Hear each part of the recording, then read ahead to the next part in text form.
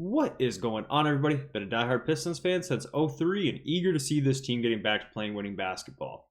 Ausar Thompson still has yet to suit up for the Detroit Pistons this season due to a medical condition that has been ongoing for over about 6 months now. So in this video, I want to talk about all of the information and partly the lack of information about Ausar and when we can expect to see him back. And then towards the back half of the video, I want to talk about the potential impact he could have on this team once he's back, now that we have seen the team on the floor for 4 games without him.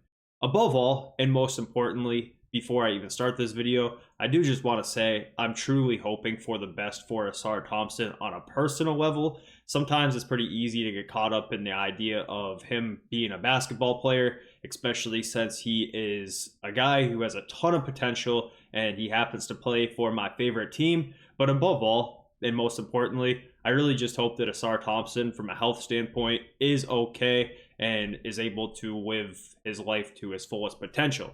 So after that, do just want to point out as well that there's just not that much information available, and I've done my very best to read through everything. I've read through the Players Association, fitness to play panel rules, all of this type of stuff, but at the end of the day, we don't know everything.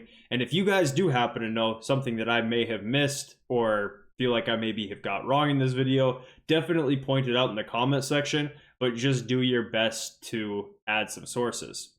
So to go back in time a little bit, Ausar Thompson originally was shut down for the season last year towards game number 60 or so.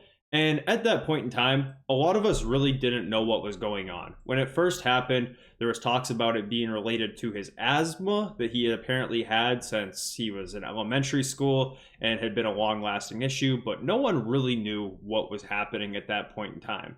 Sooner than later, it came out that he was dealing with a blood clot issue, but we really didn't know what the timeline would be. Fast forward a little bit further, the Summer League was around the corner. There were some questions about whether he would be okay to play in the Summer League, and that's when the Pistons came out and said that he's doing great and they hope to have him back and think they will have him back by the start of the season. The summer continues to go on. Now Ausar has been approved in the middle of the summer to get back to conditioning. So Ausar is doing shoot-arounds, able to jog, he's able to shoot, things like that. And it seemed like he was going to be on pace to hopefully get cleared by the start of the season. Well, obviously he didn't, because we are 4 games into the season now and still don't have an answer. But everything that we've heard from Trajan, our staff, and everybody else involved, it sounds like it's coming down to the league having to clear him. And now, when we say the league having to clear him, that does where things get a little bit confusing, because if you read through the fitness to play panel kind of guidelines within the collective bargaining agreement, it talks about how there needs to be a physician appointed by the NBA, a physician appointed by the Players Association, and a physician appointed by the team as well.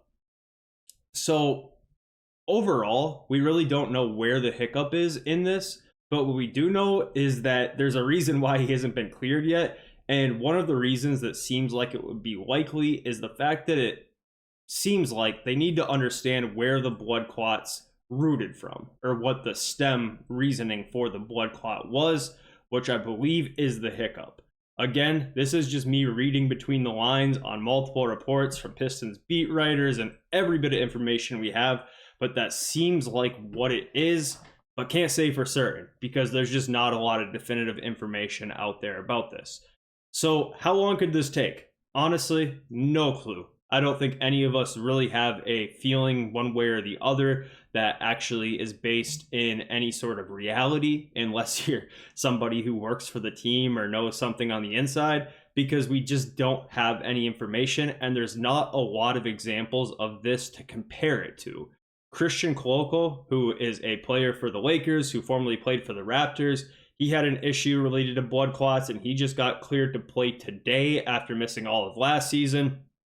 Of course, Chris Bosh had to retire due to blood clots. I believe his were in his lungs, which is more harmful and a bigger risk for bad things to happen if that's where the blood clots are located. Brandon Ingram also had them. He bounced back pretty quick. But again, I just named 3 names, and there isn't that many examples of this. So we really don't know a good real timeline.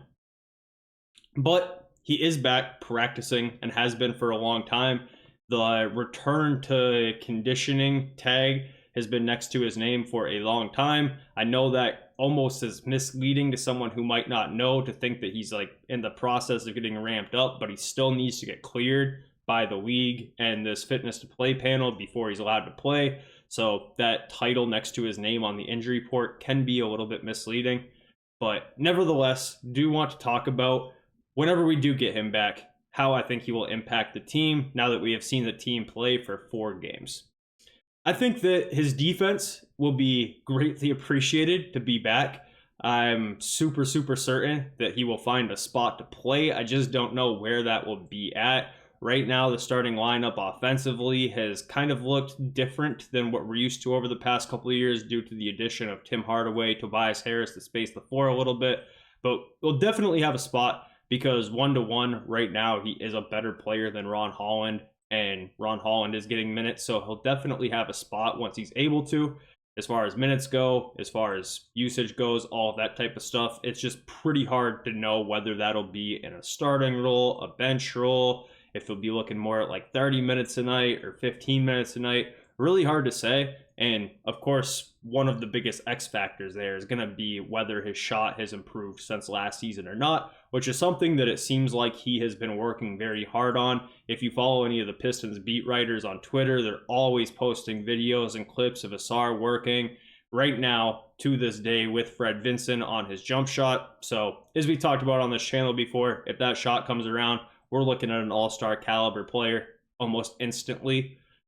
A lot's up in the air in that regard. But what I do know is that his defensive presence is greatly missed.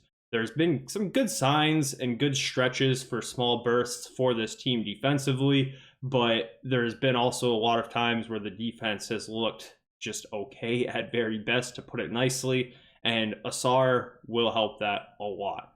Definitely will be our best perimeter defender once he gets back. In my opinion, will be our best defender, period, once he gets back. So I think on that side of the ball, his presence will be greatly appreciated whenever he is able to get back to playing. And that's hopefully sooner than later, but unfortunately, I don't really know when that'll be. I've seen people be as drastic as saying, I don't think Ausar is ever going to be back to playing again. And I've also seen people say, Ausar might be back as soon as tomorrow. Look what's next to his name in the injury report. I think that both of those things are just based on either complete hope or complete doom on one side of the spectrum or the other. Right now, none of us know what the timeline really looks like. All we know is that he is able to do conditioning drills in practice. We do know that this is a league problem, not a Pistons related problem. He needs to be cleared by the league, not the Pistons at this point. And all we can do is wait. And once he gets back, I think that's also something that we really can't say for certain because, of course, he's one of the most intriguing and polarizing prospects that not only plays for the Pistons, but in the league as a whole, because he has so many tools defensively, so much athletic upside. The shot was clearly not too great last year, but if that comes around, he instantly becomes a player that can be an all-star in this NBA. So let me know if you guys know anything I don't. I've been following this situation very closely because I want to see Ausar succeed. And I'll talk to y'all soon.